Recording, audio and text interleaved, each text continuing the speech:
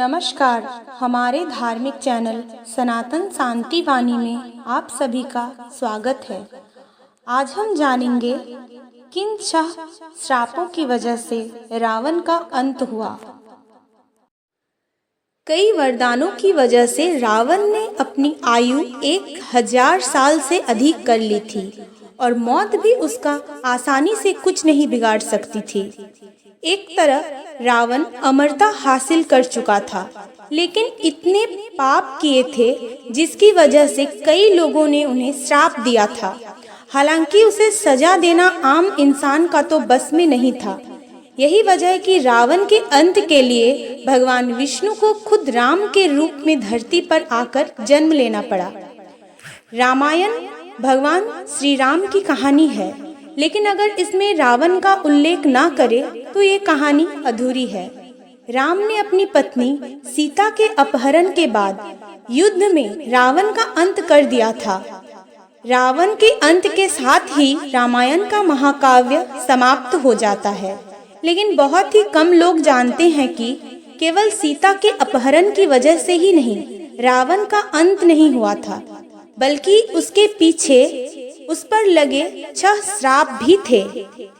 ढेरों तप तपस्याओं और वरदानों की वजह से रावण ने अपनी आयु 1000 साल से अधिक कर ली थी और मौत भी उसका आसानी से कुछ नहीं बिगाड़ सकता।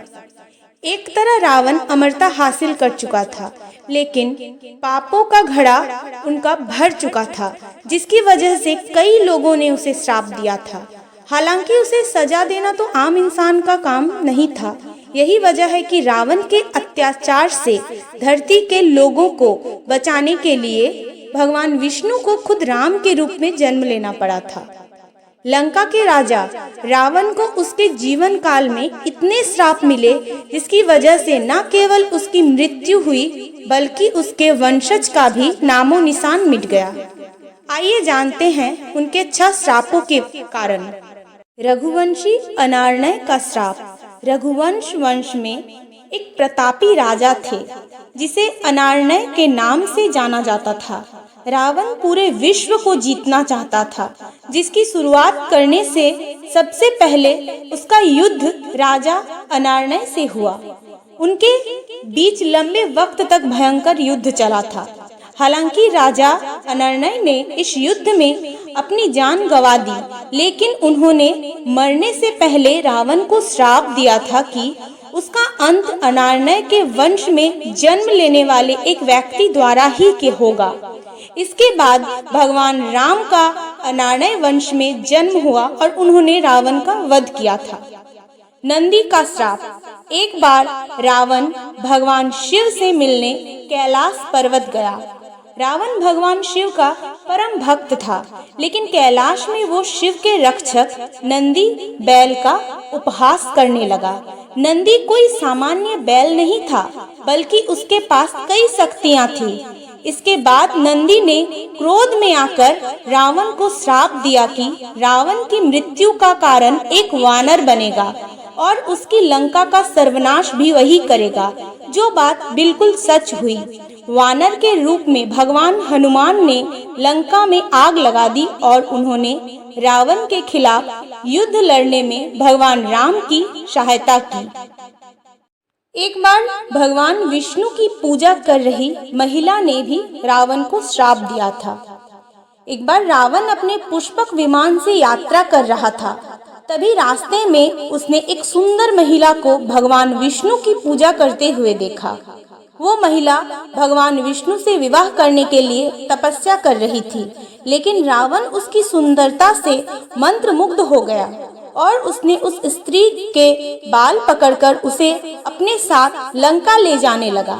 उस स्त्री ने उसी जगह अपने प्राणों की आहुति दे दी और रावण को श्राप दिया, उसका अंत एक महिला की वजह से होगा। हम सभी को पता है कि रावण की मौत भी सीता की वजह से हुई थी। स्वर्ग की अप्सरा रंभा का श्राप। रावण को उसकी बहू रंभा ने भी श्राप दिया था। रंभा स्वर्ग की अप्सरा थी। ऐसा कहा जाता है कि रावण की मुलाकात रंभा से स्वर्ग की यात्रा के दौरान हुई थी।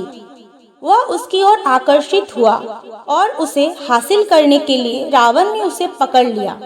रंभा ने रावण को चेताया कि वह उसे ना छुए, क्योंकि वह उसके भाई कुबेर के पुत्र नल कुबेर की पत्नी बनने जा रही है। रावण को अपने बहू के रूप में देखना चाहिए और उसका सम्मान करना चाहिए, लेकिन वह ठहरा रावण। किसी की बात मानना उसके अहंकार को चोट पहुंचाता। इसीलिए रंभा की चेतावनी के बावजूद रावण ने उसकी बात नहीं मानी। जब नल कुबेर को इस घटना के बारे में पता चला, उन्होंने क्रोधित होकर रावण को श्राप दिया। अगर उसने कभी किसी भी महिला को उसकी इच्छा के विरुद्ध छूने की कोशिश की तो उसका सर 100 टुकड़ों में कट जाएगा। रावण को उसकी बहन शूर्पणखा ने भी दिया था श्राप।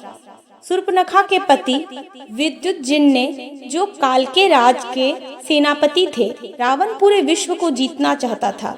अपनी यह ख्वाहिश के लिए उसने काल के राजा के साथ भी युद्ध किया, जिस दौरान विद्युतजिन की मौत हो गई। शूर्पणखा ने इस युद्ध में अपना पति खो दिया था, जिसके बाद उसने अपने भाई रावण को श्राप दिया था कि वो खुद एक दिन रावण की मृत्यु का कारण बनेगी। आगे चलकर वनवास के दौरान शूर्पणखा ने भगवान राम के छोटे भाई लक्ष्मण के सामने शादी का प्रस्ताव रखा, लेकिन लक्ष्मण ने इनकार कर दिया, जिस पर शूर्पणखा ने लक्ष्मण को सीता को मारने की धमकी दी। इस धमकी को सुन लक्ष्मण ने शूर्पणखा की नाक काट दी थी। इसके बाद वो क्रोधित होकर रावण के पास गई थी। तभी रावण ने अपनी बहन को आश्वासन दिया था कि रावण ने अपनी बहन को कहा था, मैं इस अपमान का बदला लूंगा।